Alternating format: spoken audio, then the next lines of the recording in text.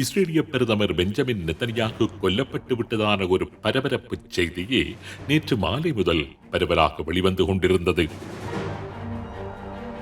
நெத்தன்யாகு அவரது வீட்டில் இருந்தபோது ஈரானின் ஏவுகணையினால் தாக்கப்பட்டு கொல்லப்பட்டு விட்டதாகவும், அவர் ஜெர்மனிக்கு பயணம் செய்வதற்காக விமானத்தில் ஏறியிருந்த போது அவர் தாக்கப்பட்டு கொல்லப்பட்டு விட்டதாகவும் நேற்று மாலை பரவலாக செய்திகள் வெளியாகி மிகுந்த பரபரப்பை ஏற்படுத்திக் கொண்டிருந்தது.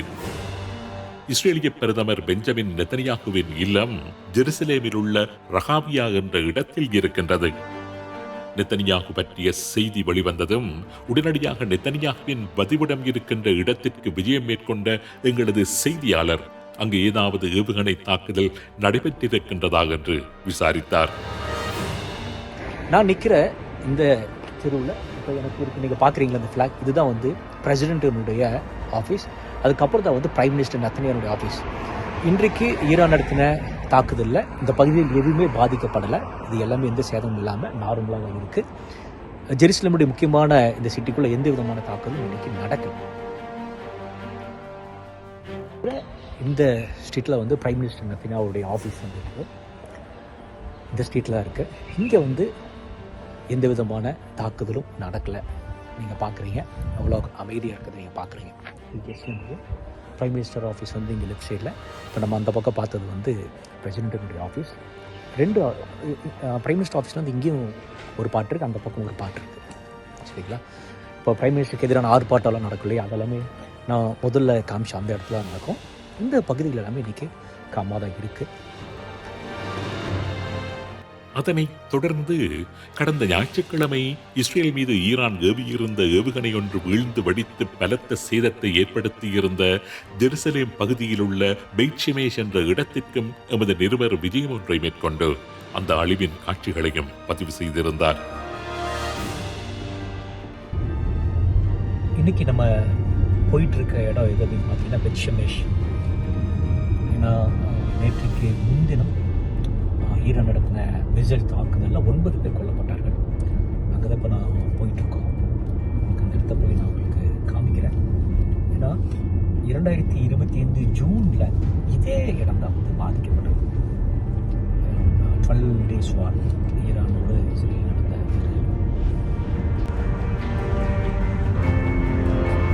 நம்ம இப்போ பெய்ட் ஷெமேஷ் போகிறோம்.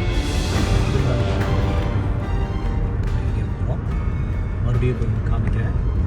மேலே வந்து வெஸ்ட் பேங்க் பகுதி, மேலே பார்த்தீங்கன்னா உள்ளே போகும் போல் ஃபிட்சிங் அந்த பக்கம் இருக்கிற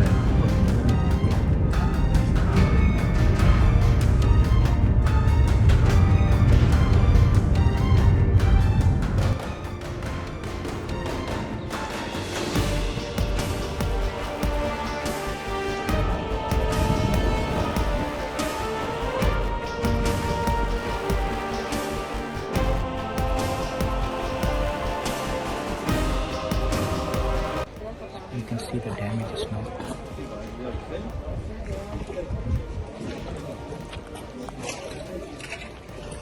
Bomb shelter is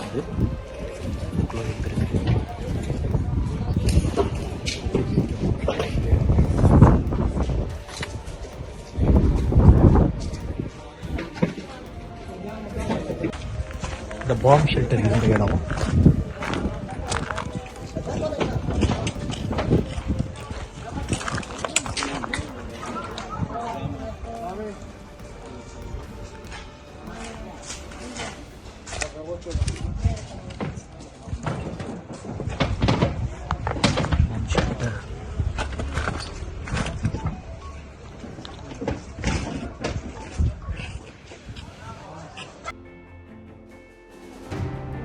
paid Shemesh மீது ஈரான் கிளஸ்டர் பாம் என்று கூறப்படுகின்ற கொத்து குண்டுகள் மூலமாகவே தாக்குதலை மேற்கொண்டிருந்தது. இந்த கொத்து குண்டுகள் உலகில் தடை செய்யப்பட்ட குண்டுகள் என்பதுடன் இந்த வகை குண்டுகள் குறிப்பிட்ட இலக்கின் மீது தாக்குவதை கடந்து பரவலாக பல இடங்களில் அழிவுகளை ஏற்படுத்த வல்லவை.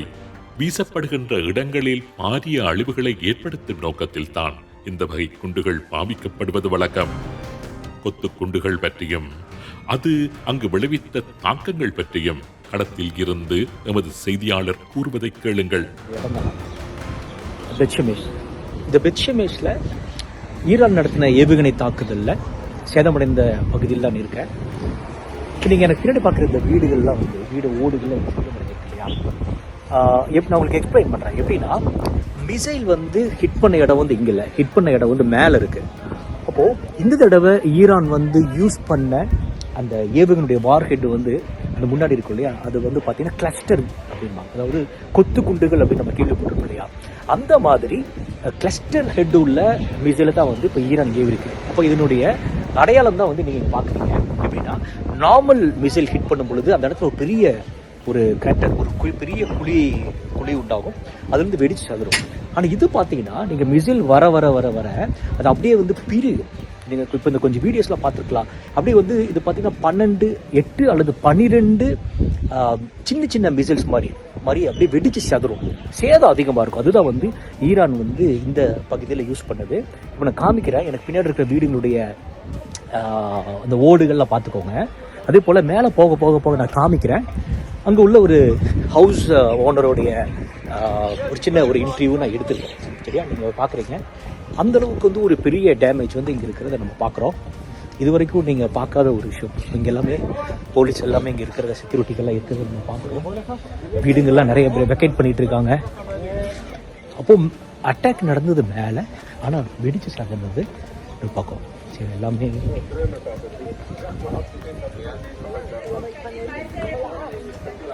இங்கே மக்கள்கிட்ட பேசும் பொழுது என்னன்னா, பாதி பேர் வந்து இப்போ 9 பேர் வந்து கொல்லப்பட்டிருக்காங்க இந்த அட்டாக்ல. இது நடந்த அந்த டைமில் வந்து அலாரம் சைரன் கேட்ட உடனே எல்லாருமே ஓடி போய் பாம் ஷெல்டரில் ஒளிகிறாங்க. இது ஒரு சினகாக், யூதருடைய டெம்பிள் மாதிரி வச்சுக்கோங்களேன். சினகாக்குள்ளே போய் ஒளிகிறாங்க. பாருங்கள், அப்படி காமிக்க இந்த வீடெல்லாம் பாருங்கள்.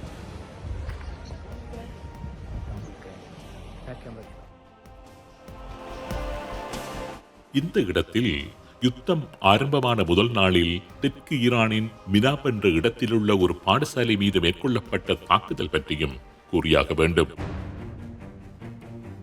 அந்த தாக்குதலில் 153 மாணவர்கள் கொல்லப்பட்டதாக ஈரான் அறிவித்திருந்தது. அமெரிக்கா மீதும் இஸ்ரேல் மீதுமே ஈரான் குற்றம் சுமத்தி இருந்தது. அந்த தாக்குதல் பற்றி விசாரணை நடத்துவதாக அமெரிக்கா கூறியிருந்தது. அப்படியான ஒரு சம்பவம் பற்றி தனக்கு எதுவுமே தெரியாது என்று இஸ்ரேல் தெரிவித்திருந்தது. அமெரிக்காவும் இஸ்ரேலும் ஈரானில் உள்ள பாடசாலைகள் மீதும் வைத்தியசாலைகள் மீதும் தொடர்ந்து தாக்குதல் நடத்தி வருவதாகவும் சர்வதேசம் அந்த விடயம் தொடர்பாக நடவடிக்கை எடுக்க வேண்டும் என்றும் ஈரான் கோரிக்கை முன்வைத்து வருகின்றது. எந்த ஒரு யுத்தத்திலும் உண்மைதான் முதலில் பலியாகும் என்று கூறுவார்கள்.